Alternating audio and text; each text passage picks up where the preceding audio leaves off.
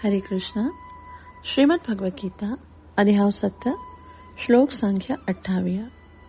हिन आध्यात्मिक जगत में प्रवेश करण खां पहिरीं हृदय में जेके संसारी ॻाल्हियूं हली रहियूं आहिनि, बुद्धीअ में जेके संसारी वीचार हली रहिया आहिनि, उन्हनि सभिनि खे पासे करे गुरु ऐं गौरंग सां कृपा जी याचना कंदे मंगल आचरण कंदासूं, ताकि असां जेके कुझु ॿुधण वारा आहियूं उन जो असांखे पूरो पूरो लाभ प्राप्त थी सघे, जेको आहे कृष्ण प्रेम जी प्राप्ति।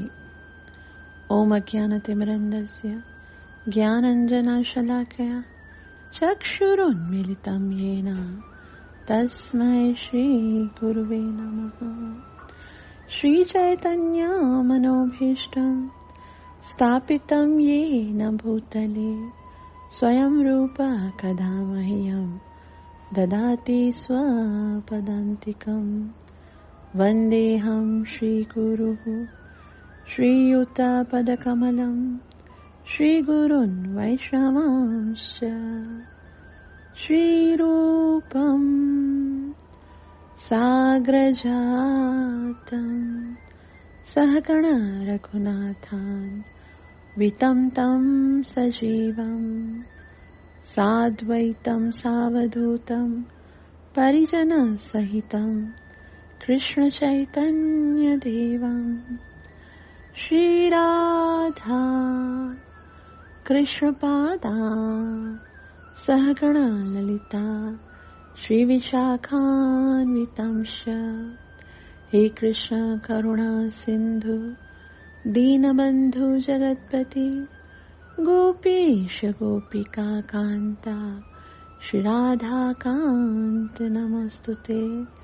तप्त काञ्चन गौराङ्गी राधे वृन्दावनेश्वरी वृषभानुसुते देवी प्रणमामि हरिप्रिये।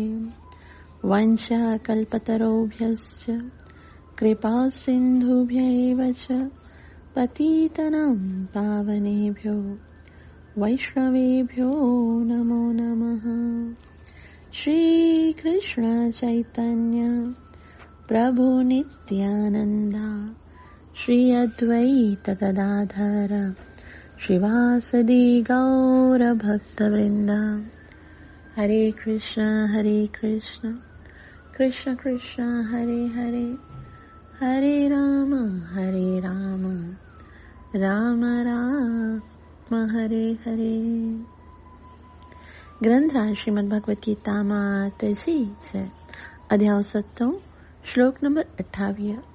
भगवान श्री कृष्ण जे मुखारविंद मां निकतल इन्हनि अत्यंत ही पवित्र शब्दनि खे मूंसां गॾोगॾु चवण जो प्रयास कयो। भगवान चवनि था, येषां त्वन्तगतं पापं जनानां पुण्यकर्मणां ते द्वन्द्वमोहनिर्मुक्ता भजन्ते मां दृढव्रताः। येषां त्वन्तगतं पापं जनानां पुण्यकर्मणां ते द्वन्द्वमोहनिर्मुक्ता भजन्ते मां दृढव्रताः। येषां त्वन्तगतं पापं जनानां पुण्यकर्मणां ते द्वन्द्वमोहनिर्मुक्ता भजन्ते मां दृढव्रता। इन्हनि शब्दनि जे मायने ॾिसो। येषां यानी जंहिंजो, तू पर, अंतगतम पूरी तरह सां ख़त्म कयल, पापम यानी पाप, जनाना माना माण्हुनि जो, पुण्य कर्मणाम पुण्य माना पुण्य, कर्मणाम यानी जंहिंजा पोयां कार्य, मतलब जंहिंजा पोयनि जन्मनि जा जेके पाप आहिनि से नष्ट थी विया आहिनि, ऐं ॿिया जेके उन्हनि जा कर्म आहिनि से सिर्फ़ु पुण्य कर्म आहिनि। ते द्वंद्व मोह निर्मुक्ता, ते माना उहे माण्हू, उहे जंहिंजे पोयनि जन्मनि जा सभई पाप नष्ट थी विया आहिनि ऐं पुण्य कर्म जेके आहिनि उन्हनि कया आहिनि, उहे छा द्वंद्व माना ॿिटेपणे यानी द्वैत भाव खां ऐं मोह यानी मोह खां मुक्त थी वञनि था। ऐं जेके द्वंद्व ऐं मोह सां मुक्त थींदा उहे ई भजन्ते माम दृढ़व्रता, भजन्ते माने उहे भक्ति सेवा में लॻंदा आहिनि। कंहिंजी? भॻवान जो तो माम यानी मुंहिंजी। ऐं कहिड़ी रीति लॻंदा आहिनि? दृढ़व्रता, पूरे इरादे सां। तर्जुमो: जिन माण्हुनि पोएं जन्मनि में ऐं हिन जन्म में सवाब जा कम कया आहिनि ऐं जिन जा पाप कर्म पूरी तरह ख़तम थी विया आहिनि, से मोह जे द्वैत भाव खां मुक्त थी वञनि था ऐं उहे पाण खे मुंहिंजी सेवा में मुहकम इरादे सां लॻाइनि था। श्रीला प्रभुपाद जी ॾाढे सुहिणे तरीक़े सां सम्झाईंदा। असां सभु ध्यान सां श्रीला प्रभुपाद जी तात्पर्य खे पढ़ंदासीं ऐं सम्झण जो प्रयास कंदासीं। तात्पर्य श्रीला प्रभुपाद द्वारा। श्रीला प्रभुपाद जी जय।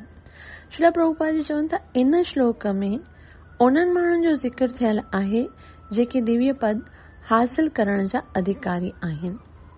यानी हर हिकु पोस्ट खे प्राप्त करण जे लाइ असांजे अंदरि कुझु योग्यता हुजणु घुर्जनि, कुझु असांजे अंदरि एबिलिटी हुजणु घुर्जे। त दिव्य पद यानी भगवत भक्ति जेकी आहे हाईएस्ट अचीवमेंट आहे, उनखे कहिड़ा माण्हू प्राप्त करे सघनि था, उहो ई हिन श्लोक में ॿुधायो वियो आहे। जेके पापी, नास्तिक, मूर्ख ऐं कपटी आहिनि, उन्हनि लाइ इच्छा या नफ़रत जे द्वैत भाव खां पार पवण ॾाढो ॾुखियो आहे। यानी हिते जीअं श्री प्रभुपाद जी ॿुधाइनि था पिया, जेके पापी आहिनि, मूर्ख आहिनि ऐं दूत आहिनि, उहे द्वैत भाव खां ॿाहिरि नथा निकिरी सघनि, इच्छा ऐं द्वेष खां ॿाहिरि न निकिरंदा। मतिलबु हाणे हिते त शर्त इहा आहे, द्वंद्व मोह निर्मुक्ता, जेके द्वंद्व ऐं मोह खां मुक्त थींदा आहिनि उहे ई मूंखे प्राप्त करे सघनि था या मुंहिंजी भक्ति करे सघनि था। त श्रीला प्रभुपाद जी अहिड़े द्वंद्व ऐं मोह खां मुक्त जेके नास्तिक हूंदा आहिनि, मूर्ख कपटी हूंदा आहिनि, से त थींदा ई न आहिनि। ऐं जॾहिं उहे इच्छा या नफ़रत जे द्वैत भाव खां पार पई न सघंदा त पोइ भक्ति कीअं कंदा? त सिर्फ़ उहे जिन धर्म जे नियमनि ते हलण जो अभ्यास करण में, पुण्य कर्म करण में ऐं पाप कर्म फलनि ते सोभ हासिल कई आहे, उहे भक्ति स्वीकार करे भगवान जे शुद्ध ज्ञान खे प्राप्त कनि था। कहिड़ा? जेके धर्म जे नियमनि ते हलनि था, यानी जेके शयूं धर्म में शास्त्रनि में मना कयल आहिनि उहे कार्य नथा कनि, कूड़ नथा ॻाल्हाइनि, निंदा नथा कनि, मांसाहार नथा कनि ऐं परस्त्री संग नथा कनि, नशो नथा कनि। मतिलबु जेके शास्त्रनि जे आदेशनि खे स्वीकार कनि था ऐं धर्म जे नियमनि ते हलण जो अभ्यास कनि था ऐं पोइ पुण्य करण कंदा, मतिलबु पुण्य कर्म जेके आहिनि उन्हनि में लॻनि था ऐं पाप कर्मनि जे फलनि ते सोभ हासिल कंदा, मतिलबु पाप न कंदा आहिनि, ग़लति कार्य न कंदा आहिनि, उहे भक्ति स्वीकार करे भगवान जे शुद्ध ज्ञान खे प्राप्त करे सघनि था। त अहिड़ा ई जीव येषाम त्वंत गतम पापम जनानाम पुण्य कर्मणा, त अहिड़ा ई भगत जेके आहिनि से भगवान जी भक्ति स्वीकार कनि था। उहे भक्ति स्वीकार कंदा ऐं भगवान जे शुद्ध ज्ञान खे प्राप्त कनि था। पोइ आहिस्ते आहिस्ते उहे समाधीअ में भगवान जो ध्यानु करे सघनि था। पुण्य कर्म कंदा आहिनि, ठीकु आहे, माना निराकार भगवान खे स्वीकार कंदा आहिनि उहे, ऐं कण कण में भगवान खे ॾिसंदा आहिनि, अपराध न कंदा आहिनि ऐं पोइ धीरे धीरे उहे योग अभ्यास जो यानी अष्टांग योग समाधीअ में भगवान जो ध्यानु करण में करे सघनि था। ऐं आध्यात्मिक सतह ते रसन जी इहा ई विधि आहे। अहिड़ी उन्नति शुद्ध भगत जे संग जे करे ऐं कृष्ण भावना अमृत में ई मुमकिन आहे। जॾहिं कोई शुद्ध भगत जो संग कंदो आहे ऐं जॾहिं वो कृष्ण भावना में, यानी मूंखे कृष्ण खे प्रसन्न करणो आहे, इन कृष्ण भावना में मुमकिन आहे, तॾहिं उहो शुद्ध भगत बणिजी सघे थो। छाकाणि त वॾनि भक्तनि जी संगत में माण्हू जो मोह खां छुटकारो थी सघे थो। हाणे अगरि कोई पुछे त मोह जो छुटकारो कीअं थींदो, त उनजो उत्तर भॻवान श्रील प्रभुपाद जी चवनि था, भक्तनि जो संग। ऐं उहो काथे लिखियलु आहे? श्रीमद भागवतम 5.5.2 में ऋषभ देव पंहिंजे पुत्रनि खे शिक्षा ॾींदे चवनि था, महत सेवाम द्वारम आहुर्विमुक्ते। महत सेवाम यानी शुद्ध भगतनि जी सेवा सां ही द्वारम आहुर्विमुक्ते, मुक्तिअ जो द्वार जेको आहे उहो खुलो, उहो मुक्तिअ जो द्वार असांखे प्राप्त थींदो आहे। जेके महत आहिनि, यानी आध्यात्मिक रूप सां जेके उन्नत व्यक्ति आहिनि, जंहिंखे महात्मा चयो वेंदो आहे, जेके भगवान जा शुद्ध भगत आहिनि, उन्हनि जी संगतीअ सां माण्हू जो मोह समाप्त थी वेंदो आहे ऐं उन्हनि जी संगतीअ सां भवबंधन सां मुक्तिअ जे रस्ते खे असां प्राप्त कयूं। द्वारम आहुर विमुक्त आहे, मतिलबु मुक्तिअ जे रस्ते ते असां अॻियां वधंदा आहियूं। श्रील प्रभुपाद जी चवनि था त इहो चयो वियो आहे त जेकॾहिं माण्हू सचमुच मुक्त थियणु चाहे थो त उन्हनि खे भक्तनि जी सेवा करणु घुर्जे। महत सेवा द्वारम आहुर विमुक्त आहे। पर जेको शख़्स दुनियावी शयुनि में रमियल माण्हुनि सां संगति करे थो, उहो संसार जे अंधकार ॾांहुं वठी वेंदड़ मार्ग ते हली रहियो आहे। तमो द्वारम योषिताम संगी संगम।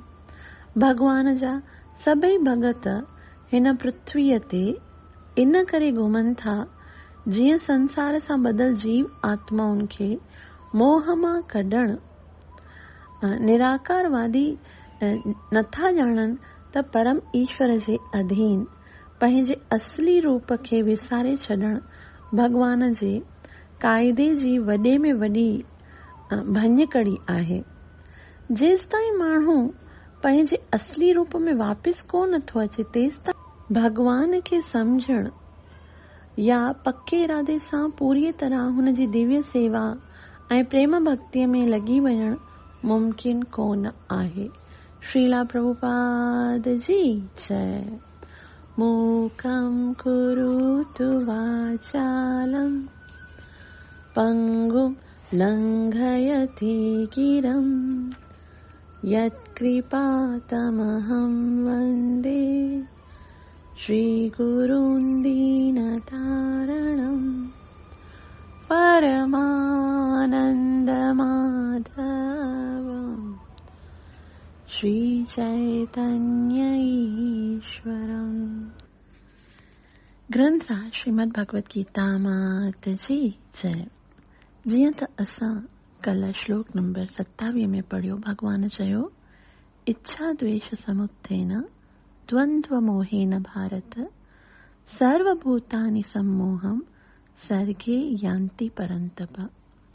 हे भरतवंशी, हे दुश्मननि खे जीतण वारा, सभई जीव जन्म वठी इच्छा ऐं नफ़रत मां पैदा थियल ॿियाईअ द्वारा मोह में फासी अज्ञानता खे प्राप्त कनि था।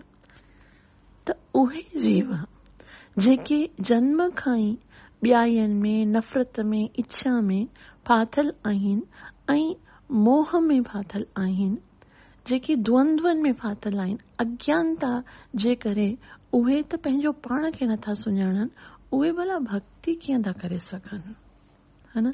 असांजे जीवन जो मक़सदु आहे भगवत प्राप्ति। त अहिड़ा माण्हू जेके जन्म खां ई ॿियाईअनि में, मोह में, इच्छाउनि में, द्वेष में फाथल आहिनि, उहे त भॻवान जी भक्ति न करे सघंदा। त उन जो सॉल्यूशन अॼु वारे श्लोक में ॿुधाइनि था पिया। भगवान चवनि था कि येषां त्वन्त गतं पापं जनानां पुण्य कर्मणां ते द्वंद्व मोह निर्मुक्तो भजन्ते मां दृढ़व्रता। केर आहिनि जेके द्वंद्व ऐं मोह सां मुक्त थींदा आहिनि?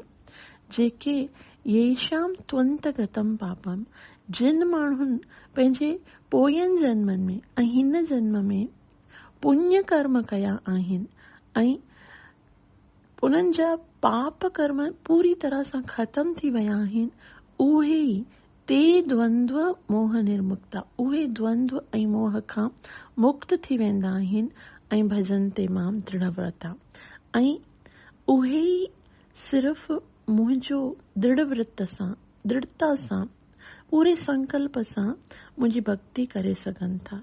यानी हिते भगवान असांखे साफ़ साफ़ ॿुधाए रहिया आहिनि त भक्ति सिर्फ़ उहे ई करे सघनि था जंहिं धर्म जे विधि विधाननि जो अभ्यास करे पुराणे जन्मनि में पुण्य कर्म कया आहिनि, पंहिंजे पापनि जो पाड़ो पूरी तरह सां पटे छॾियो आहिनि ऐं जेके उहे ई दृढ़ भक्ति करे सघनि था। हिते श्रील प्रभुपाद जी ॾाढे सुहिणे तरीक़े सां ॿुधायो आहे त हिन श्लोक में उन्हनि माण्हुनि जो ज़िक्र थियल आहे जेके दिव्य पद जा अधिकारी आहिनि। बाक़ी जेके पापी, नास्तिक, मूर्ख, कपटी आहिनि, उन्हनि लाइ इच्छा या नफ़रत जे द्वैत भाव खां पार पवणु ॾाढो ॾुखियो आहे। जेकॾहिं उन्हनि खां, इन्हनि ॿियायनि खां, इच्छा खां, द्वेष खां ऐं इन नफ़रत खां, मोह खां पार थियण ई ॾुखियो आहे त पोइ उहे भक्ति भला कीअं करे सघंदा। सिर्फ़ उहे ई जिन धर्म जे नियमनि ते हलण जो अभ्यास करण में, पुण्य कर्म करण में, पाप कर्म फलनि ते सोभ हासिल कई आहे, उहे ई भक्ति स्वीकार करे शुद्ध ज्ञान खे प्राप्त कंदा आहिनि। त शुद्ध ज्ञान खे प्राप्त सिर्फ़ उहे ई करे सघंदा आहिनि जेके धर्म जे नियमनि ते हलंदा आहिनि। जेके पापी हूंदा आहिनि, जेके धर्म खे सम्झंदा ई न आहिनि, उहे त भक्ति जे मार्ग ते हलण जे बारे में सोच ई नथा सघनि। छाकाणि हाणे हिकिड़ी ॻाल्हि हिते सम्झण जी आहे कि इहो जेको मनुष्य जीवन असांखे मिलियो आहे, इहो केवल पंहिंजे इंद्रियनि खे संतुष्ट करण जे लाइ नाहे मिलियो। इन मनुष्य जीवन में बि जेकॾहिं असां उहो ई जनावरनि वांगुरु, जीअं असां विगत करोड़नि जन्मनि में ख़ाली इंद्रिय तृप्ति करे रहिया आहियूं, त इन ई मनुष्य जीवन में बि जेकॾहिं केवल इंद्रिय तृप्तिअ जे लाइ पंहिंजे हिन जन्म खे वेस्ट कयूं था, त छा लाभ आहे असांजे हिन पवित्र देह जो। हिन मनुष्य जीवन जो सिर्फ़ु हिकिड़ो ई सौभाग्य आहे कि असांखे इन जन्म में भगवत प्राप्ति करण जो सुंदर अवसर प्राप्त थियो आहे। भगवान गीता में पहिरीं असांखे ॿुधायो 7.19 में, बहुनाम जन्मनामन्ते ज्ञानवान माम प्रपद्यते। करोड़नि जन्मनि खां पोइ कंहिं ज्ञानीअ खे इहो अकुल ईंदो आहे कि उहो भगवान श्री कृष्ण जी भक्ति कंदो आहे। ऐं हिते वरी भगवान अॼु चवनि था, येषाम त्वंत गतम पापम, जंहिंजा सभई पाप नष्ट थी विया आहिनि, जनानाम पुण्य कर्मणाम, जंहिंजे पास केवल पुण्य बता आहिनि, सिर्फ़ु उहे ई द्वंद्व ऐं मोह सां मुक्त थी करे मुंहिंजी भक्ति करे सघनि था। ऐं जेकॾहिं असां इहो सोचूं कि भगवान त चए थो जेके पापी आहिनि से त करे ई नथा सघनि, जंहिंजे अंदरि द्वंद्व आहे, नफ़रत आहे, मोह आहे, उहे त मुंहिंजी भक्ति नथा करे सघनि, त पोइ असांजे लाइ जेके पापनि में घिरियल पिया आहियूं, हर वक़्तु असांजे बुद्धीअ में अपराध हूंदो आहे, असां त भगवान जी भक्ति जा लाइक़ ई कोन आहियूं। पोइ असां जहिड़ो जीव जेको द्वंद्व में फाथल आहे, इच्छा ऐं द्वेष सां भरियल मन सां भगवान जी भक्ति कीअं था करे सघूं? त इन जो मतिलबु इहो आहे छा असां भगवान जी भक्ति नथा करे सघूं? न, भगवान एतिरो त कृपालु आहे कि असां जहिड़े पतित आत्माउनि जे लाइ बि कोई न कोई रस्तो अवश्य कढंदो आहे कि असां भगवान ताईं पहुची सघूं। त भगवान ताईं पहुचण जे लाइ असां जहिड़े पतित आत्माउनि जे पास हिकिड़ो अत्यंत ई सुंदर रस्तो आहे।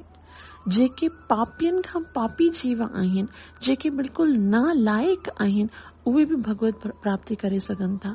असां जहिड़ा अपराधी जीव बि भगवान खे प्राप्त करे सघनि था जॾहिं कंहिं शुद्ध वैष्णव जी उन ते कृपा थींदी आहे। जीअं असां मंगलाचरण में हींअर हिकिड़ो श्लोक पढ़ियो हुयो, वांछा कल्पतरुभ्यश्च कृपा सिंधुभ्य एव च पतितानां पावनेभ्यो वैष्णवेभ्यो नमो नमः। वांछा कल्पत्रु यानी जेके भगवान जा शुद्ध भगत आहिनि उहे कल्पत्रु वृक्ष जी तरह आहिनि। उहो अहिड़ो वृक्ष हूंदो आहे जंहिं जे हेठां वेही करे जहिड़ी बि इच्छा कयूं उहा पूरी थींदी आहे। वांछा कल्पतरुभ्यश्च ऐं उहे जेके आहिनि कृपा सिंधु आहिनि। कृपा सिंधु माना उहे करुणा जा समुद्र आहिनि। उन्हनि वैष्णव जी कृपा सां असां उहा वस्तु प्राप्त करे सघूं था जंहिंखे प्राप्त करण में हूअं त करोड़ों जन्म लॻी सघनि था। चैतन्य चरितामृत में भगवान श्री चैतन्य महाप्रभु चवनि था, ब्रह्मांड भ्रमीयते कौन भाग्यवान जीव गुरु कृष्ण कृपा पाइए भक्ति लता बीज। करोड़नि करोड़नि जन्मनि में असां भ्रमण कंदा आहियूं ऐं 84 लखनि यूनियन में असां प्रवेश कंदा आहियूं, लेकिन जॾहिं असां कंहिं शुद्ध वैष्णव जी कृपा सां भगवान जी कृपा सां असांखे वैष्णव जो संग मिलंदो आहे ऐं शुद्ध गुरुअ जी कृपा सां असांखे भगवान प्राप्त थींदो आहे ऐं उहो शुद्ध गुरु कृपा जो सागर हूंदो आहे। कृपा जो मतिलब छा आहे ख़बर अथव? कृपा जो मतिलब आहे असांखे उहा वस्तु प्राप्त थिए जंहिं जे असां लाइक़ ई कोन आहियूं। जीअं अगरि कंहिं दुकान ते वञूं ऐं कहिड़ी शइ असांखे वठणी हुजे, असां पुछूं दुकानदार खां हीअ केतिरे जी आहे, उहो चवे की भई 50 रुपए जी आहे ऐं असां हुनखे 50 रुपए ॾेई उन खां उहा वस्तु वठूं त पोइ उनजी कोई कृपा त कोन आहे, है न? उहो त असां डिज़र्व कयूं था छाकाणि त हुनजो असां मूल ॾिनो आहे। लेकिन कृपा जो मतिलबु उहो आहे की असां वटि उन वस्तुअ खे प्राप्त करण जे लाइ योग्यता न हुजे। घणनि 4 ॾींहंनि खां को बुखियो वेठो हुजे ऐं को कृपा करे अची उनखे 56 भोजन खाराए त पोइ उहा हूंदी आहे कृपा। उन ई तरह सां असां बिल्कुलु अयोग्य आहियूं छाकाणि त भॻवान पाण चयो की भक्ति करण जे लाइ त तव्हांजे सभिनि पापनि जो पाड़ो पटणु घुर्जनि। तव्हांजे पास केवल पुण्यनि जी पूंजी हुजे तॾहिं तव्हां मुंहिंजी भक्ति करे सघो था। त इहो जेको नाम जप करे रहिया आहियूं जे उहो सिर्फ़ु भक्तनि जे संग जो प्रताप आहे ऐं भक्त एतिरा त करुणामयी आहिनि, एतिरा त उन्हनि जे अंदरि एतिरी त दया आहे कि नालायक होते हुए बि असांखे भक्तीअ जो दान प्रदान कंदा आहिनि। वैसे त इहे जेकी कृष्ण जी भक्ति आहे हज़ारनि जन्मनि ताईं शुभ कार्य करण खां पोइ जॾहिं असांजा सभई पाप नष्ट थी वेंदा आहिनि तॾहिं असां इन भक्तीअ जे लाइक़ु बणजंदा आहियूं। लेकिन इन्हनि भक्तनि जी कृपा आहे। अॼु जेको बि असां नाम जप करे रहिया आहियूं, असां सेवा करे रहिया आहियूं, नाम भॻवान जी कथाउनि खे ॿुधी रहिया आहियूं, उन्हनि जो कारण असांजी पंहिंजी एबिलिटी कोन आहे। असांजे अंदरि अहिड़ी कोई योग्यता कोन आहे, बसि कंहिं भगत जी कृपा आहे जंहिंजे कारण असांखे कृष्ण भक्ति, जंहिं पाण भॻवान चयो आहे कि हर कंहिंखे थोड़ी मिलंदी, येषाम त्वंत गतम पापम जनानाम, जंहिंजा सभई पाप नाश थी वेंदा आहिनि, जेके पुण्य कर्मनि सां उन्हनि जी पूंजी भरिजी वेंदी आहे, तॾहिं उहे द्वंद्व ऐं मोह सां मुक्त थी करे मुंहिंजी भक्ति करे सघंदा आहिनि। हाणे इहो प्रश्न उथे थो कि असां वास्तव में केतिरा भाग्यवान आहियूं। हिकिड़ी कृपा त उन्हनि भक्तनि खे असांजे मथां कि उन्हनि असांखे अधिकार ॾिनो आहे कि असां भॻवान जी भक्ति कयूं, नाम जप कयूं, भॻवान जी सेवा कयूं। उहो गुरु ऐं संतनि जे द्वारा असांखे पाण इहो आशीर्वाद मिलियो आहे कि असां अॼु इन योग्य थिया आहियूं। लेकिन असां पंहिंजे भाग्य खे कहिड़ी तरह सां उज्जवल करे सघूं था, इन्हनि जेके बि असांखे कृपाऊं अॼु प्राप्त थियूं आहिनि उन्हनि जो कीअं असां सही लाभ सदुपयोग करे सघूं था, उहो इन ॻाल्हि ते डिपेंड करे थो त असां इन जेकी कृपा असांखे मिली आहे उन जी असीमित महिमा खे सम्झूं। जेके भॻवान जा भगत हूंदा आहिनि उन्हनि जी सिर्फ़ु हिकिड़ी इच्छा हूंदी आहे कि कीअं असां जहिड़े पतित जीवन खे उहे इन द्वंद्वनि मां, इन्हनि मोहनि मां, इन आसक्तिअ मां ॿाहिरि कढी करे भॻवान जी भक्ति ताईं पहुचाइनि। इन करे श्रील प्रभुपाद जी चयो कि इन जेके भॻवान जा सभई भक्त हिन पृथ्वीअ ते इन करे घुमंदा आहिनि जीअं संसार सां ॿधल जीव आत्माउनि खे मोह मां कढनि। यानी उन्हनि जो सिर्फ़ु हिकिड़ो ई उद्देश्य हूंदो आहे त प्रवीर जी का आचार्य घर घर में जाइ जाइनि ते वञी करे भॻवान जी कथाउनि खे ॿुधाईंदा आहिनि, भॻवान जी भक्तीअ जे विषय में, पंहिंजे जीवन जे उद्देश्य खे प्राप्त करण जे विषय में ॿुधाईंदा आहिनि ताकी असां जहिड़ा पतित जीव भॻवान खे प्राप्त करे सघूं। उहे त पंहिंजो कमु कंदा आहिनि, लेकिन असांजो सौभाग्य कीअं ख़बर पवंदी त असां उन्हनि मां केतिरो लाभ प्राप्त कंदा आहियूं। भॻवान जो हिकिड़ो शुद्ध भगत हो जंहिंजो निवास वृंदावन में द्वादश आदित्य टीला ते हुयो। द्वादश चवंदा आहिनि 12, आदित्य चवंदा आहिनि सूर्य। 12 सूर्य हिक ई जाइ ते जॾहिं प्रकट थिया। कॾहिं थिया? जॾहिं भगवान श्री कृष्ण यमुना नदीअ में घणो ई समय ताईं कालिया नाग सां युद्ध कई त जॾहिं ॿाहिरि आया भॻवान, तॾहिं उन्हनि जे शरीर में एतिरी थधि लॻी वई कि भॻवान जो शरीर थधि जे कारण कंपण लॻो त हिकिड़ो सूर्य उन्हनि खे गर्मी प्रदान न करे सघियो त आदित्य जा 12 पुत्र सूर्य बणिजी करे भॻवान जे शरीर खे गर्मी प्रदान करण लॻा ऐं उन्हनि जे कारण भॻवान जे जेके शरीर में थधि हुई सा दूर थी वई।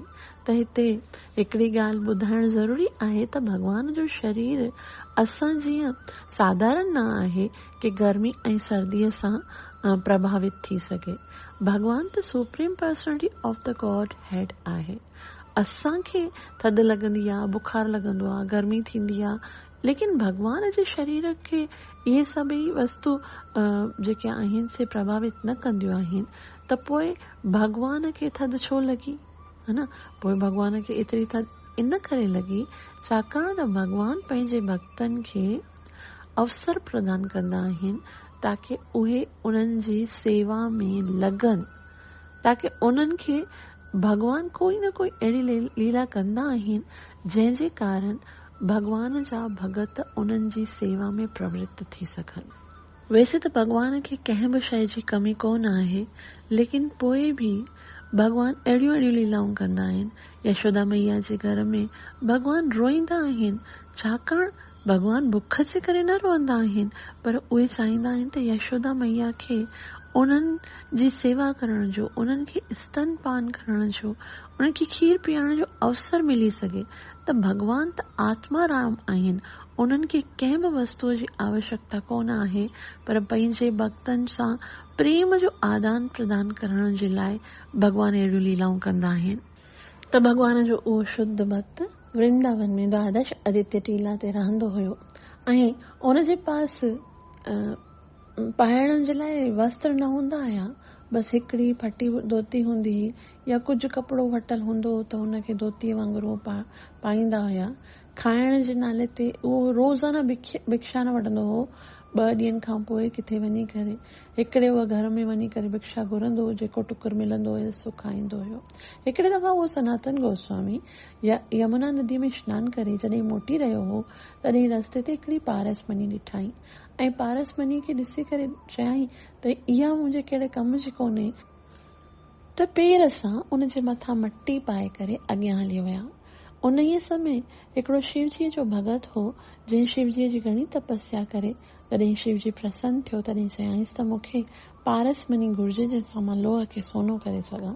शिवजी चयो तूं हिकिड़ो मुंहिंजो भगत आहे जेको वृंदावन में रहंदो आहे, उनजे पास पारसमनी आहे, तूं वञी उन खां वठि। चई मूंखे कीअं ॾींदो? तूं उनखे चवजांइ शिवजीअ मूंखे मोकिलियो आहे, तंहिं करे पारसमनी जे बारे में उहो तोखे ॾेई छॾींदो, तूं वञ। तॾहिं उहो वियो ऐं चयईं तुंहिंजे पास पारसमनी आहे? सनातन गोस्वामी चयो हा आहे। चयो किथे आहे? चयो उते मटीअ में ढकियल पई आहे, वञो था खणी करणु। तॾहिं उहो पारसमनी खणी करे वञी रहियो हो, तॾहिं हुनखे ख़्यालु आयो कि हीउ कहिड़ो भगत हो जंहिंजे पास पारसमनी हुई ऐं उन मटीअ में विछले छॾी हुई। इन जो मतिलबु आहे त इन जे पास इन खां बि महत्वपूर्ण धन आहे। तंहिं करे वञी सनातन गोस्वामी खां पुछाई कि तव्हां इहा पारसमनी मटीअ में उछले छॾी, वञ तव्हांजे पास इन खां बि वधीक महत्वपूर्ण धन आहे। तॾहिं सनातन गोस्वामी चयो हा, ही त कुझु बि कोन आहे, मूं वटि त अहिड़ो धन आहे जेको हिन खां करोड़ों गुना वधीक बहितर आहे। छा उहो कहिड़ो धन आहे? चई उहो धन त मां तोखे तॾहिं ॿुधाए सघां थो जॾहिं हिन संसार जो कहिड़ो धन जेकॾहिं तो पकड़ियो आहे, पहिरीं उनखे तोखे सटणो पवंदो। तॾहिं संसार जो धन पारस मनी हुनजे हथ में हुई ऐं चयईं ठीकु आहे, मां रियल जेको धन तव्हां वटि आहे उनखे प्राप्त करण जे लाइ हुन पारसमणीअ खे यमुना नदीअ में लाड़ी छॾियो। ऐं पोइ सनातन गोस्वामी खां पुछाईं कि मूंखे ॿुधाए उहो कहिड़ो धन आहे। तॾहिं सनातन गोस्वामी चयो हिन संसार में सभ खां वॾो धन कहिड़ो आहे? उहो आहे हरिअ जो नाम। हरिअ जे नाम जे द्वारा असां उन भॻवान खे जेको त्रिलोकीअ जो नाथ आहे उनखे बि वश में करे सघूं था। हिन खां वॾो धन ॿियो कुझु थी नथो सघे। धन जी योग्यता छा आहे त उन खां असां केतिरी महत्वपूर्ण वस्तु ख़रीद करे सघूं था। त इन महामंत्र जे द्वारा असां भॻवान खे प्राप्त करे सघूं था। इन खां वधि ॿियो कुझु बि कोन आहे।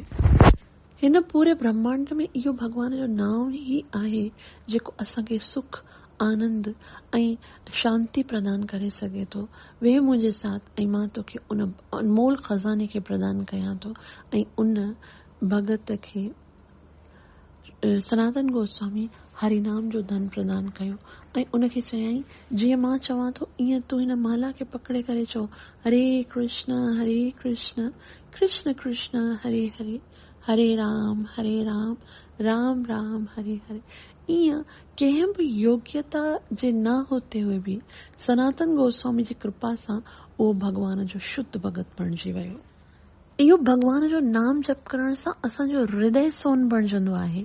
पारस त लोहे खे सोन बणाईंदी आहे, लेकिन हृदय जॾहिं सोन बणिजी वेंदो आहे, चेतो दर्पण मार्जन थींदो आहे, तॾहिं हृदय जा सभु ॾुख, सभई तकलीफ़ूं दूर थी वेंदियूं आहिनि। तॾहिं असांखे सम्झणु घुरिजे कि जेके भॻवान जा शुद्ध भगत आहिनि इहे केतिरा कृपालु हूंदा आहिनि, जेके असां जहिड़े पतित जीवन जे उद्धार लाइ एतिरो सभु परिश्रम कंदा आहिनि। भॻवान जो नाम कीर्तन, भॻवान जी सेवा, भॻवान जी कथाउनि खां वधीक ॿियो संसार में कुझु बि कोन आहे। इहो सभ खां वॾो खज़ानो आहे। जॾहिं ध्रुव महाराज जंगल में तपस्या करण वञी रहिया हुआ, तॾहिं उन्हनि जे मन में इहा इच्छा हुई कि मूंखे मुंहिंजे पिताश्रीअ खां बि वॾो राज प्राप्त थिए। लेकिन जॾहिं भॻवान साम्हूं आया तॾहिं भॻवान पुछो ध्रुव तुंहिंजी छा इच्छा आहे? तॾहिं ध्रुव महाराज चयो हाणे मुंहिंजे मन में का बि इच्छा कोन आहे। स्वामी कृतार्थो अहम वरम न वाचे। मां तव्हांजो दर्शन कयो आहे ऐं उन खां वॾो ॿियो छा थो थी सघे। मां त कांचन जे टुकड़नि जे पोयां वञी रहियो हुयसि, मगर मूंखे भॻवान जी तुंहिंजी कृपा सां, नारद मुनि जी कृपा सां मूंखे मणी मिली वई। हाणे हिन मणीअ खे छॾे मां हुन कांच जे टुकड़नि खे छा कंदसि। लेकिन असांजो दुर्भाग्य आहे कि असांखे हरि नाम ऐं हरि कथा जहिड़ो हीरो मिले थो पियो ऐं असां हुनखे त्यागे हिन कांच जे टुकड़नि, हिन भौतिक सुखनि जे पोयां भॼी रहिया आहियूं। भागवत में त ईअं ताईं लिखियल आहे कि जेको मनुष्य जो जीवन प्राप्त करे केवल गॾहुनि जीअं कार्य कंदो आहे ऐं भॻवान जी भक्ति न कंदो आहे, नाम जप न कंदो आहे, त उन जहिड़ो मूर्ख ॿियो कोई बि कोन आहे। वास्तव में इहो मनुष्य जीवन असांखे भगवत प्राप्तिअ जे लाइ मिलियो आहे। वेदन जो कथन आहे अथासो ब्रह्म जिज्ञासा। ब्रह्म जिज्ञासा मतलब ही संसार में मनुष्य जीवन मिलियो ई भगवान जी जिज्ञासा करण लाइ, भगवान खे प्राप्त करण जे लाइ आहे। ऐं श्रीमद भागवतम में ऋषभ देव पंहिंजे पुटनि खे इहा शिक्षा ॾियनि था कि नाहम देहो देह भाजाम निर्लोके कष्टान कामान आरते विट्ट भोजान ये तपो दिव्यम पुत्र काये न सतो। हे जेको संसार में मनुष्य जीवन मिलियो आहे दिव्य तपस्या करे भगवत प्राप्तिअ लाइ मिलियो आहे। ऐं कुते ऐं सुअरनि जीअं मल खाइण लाइ, मतलब गंदियूं जेकी गंदगी आहे संसार जी, उनखे स्वीकार करण जे लाइ इहो मनुष्य जीवन न मिलियो आहे। शुद्ध तपस्या करे वास्तविक आध्यात्मिक जीवन में प्रगति करे भगवत प्राप्ति करण लाइ इहो मनुष्य जीवन प्राप्त थियो आहे। छाकाणि त इहो जेको संसारी सुख आहे, इंद्रिय तृप्तिअ जो सुख आहे, सो त मल खाइण वारे सूअर ऐं कुतनि खे बि प्राप्त आहे। मनुष्य जीवन सिर्फ़ भगवत प्राप्तीअ जे लाइ मिलियो आहे। ऐं उहो भॻवान जो प्रेम, भॻवान जी भक्ति कीअं प्राप्त थींदी? भॻवान चए थो कि येषां त्वंत गतम पापम जनानाम पुण्य कर्मणाम। जॾहिं सभई पाप नष्ट थी वेंदा, केवल पुण्य बचंदा, तॾहिं द्वंद्व ऐं मोह खां मुक्त थी करे असां भॻवान जी दृढ़ भक्ति करे सघंदासीं। लेकिन भॻवान जे शुद्ध भक्तनि जे संग करण सां असांजे हृदय जे अंदरि जेके पाप आहिनि से स्वतः नाश थी वेंदा आहिनि। ही जेको हरिय जो नाम आहे उन में एतिरो त पावर आहे, एतिरी शक्ति आहे कि जॾहिं असां इन हरिय जे नाम जो जप कंदा आहियूं तॾहिं साक्षात भॻवान जे सानिध्य जो असांखे अवसर मिलंदो आहे ऐं असां अंदरि ऐं ॿाहिरि खां बिल्कुलु पवित्र थी वेंदा आहियूं। शास्त्र चवे थो, ओम अपवित्र पवित्रो वा सर्वस्थानं गतोऽपि वा यः स्मरेत् पुंडरीकाक्षं स बाह्याभ्यन्तरः शुचिः। जॾहिं कोई अपवित्र हुजे या पवित्र हुजे, कहिड़ी बि जाइ ते हुजे, किथे बि हुजे, यह स्मरेत पुंडरीकाक्ष, जॾहिं असां भॻवान जे भक्तनि सां गॾिजी उन संकीर्तन जो नाम संकीर्तन जे कारण असां जप कंदा आहियूं, हरिय जो नाम उच्चारण कंदा आहियूं, त असां बाह्य अंतर शुचि, अंदरां ऐं ॿाहिरां असांजी सभु अपराध नाश थी वेंदा आहिनि। केवल अपराध न करण ई काफ़ी न आहे, वास्तविक त उद्धार तॾहिं थींदो जॾहिं अपराध जी भावना समाप्त थी वञे।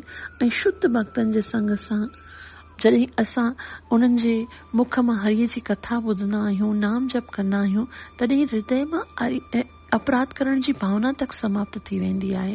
तंहिं करे शास्त्र श्रीमद भागवत में ॿुधायो वियो आहे कि हिन कलयुग में जेके बुद्धिमान व्यक्ति आहिनि से छा कंदा आहिनि, यज्ञ संकीर्तन प्राय ही यजंती ही सुमेधसा। उहे संकीर्तन यज्ञ कंदा आहिनि ऐं संकीर्तन माना सभिनी भक्तनि सां गॾु वेही करे हरिय जे नाम जो कीर्तन करणु। त असांखे सावधानीअ सां पंहिंजे हिन मनुष्य जीवन खे सफल करण जे लाइ शुद्ध भक्तनि जे संग लाइ भॻवान सां प्रार्थना करणी आहे त असांखे बि शुद्ध भक्तनि जो संग प्राप्त थिए ऐं असां हरिय जी कथा ॿुधी पवित्र नाम जो जप करे पंहिंजे जीवन खे सफल करे सघूं। तव्हां सभिनि जा लख थोरा जो एतिरो प्रेम सां ॿुधो अथव, कृपया मुंहिंजे लाइ प्रार्थना अवश्य कजो त मां पंहिंजी सेवा ऐं साधना खे चङीअ तरीक़े सां करे सघां। हरे कृष्णा।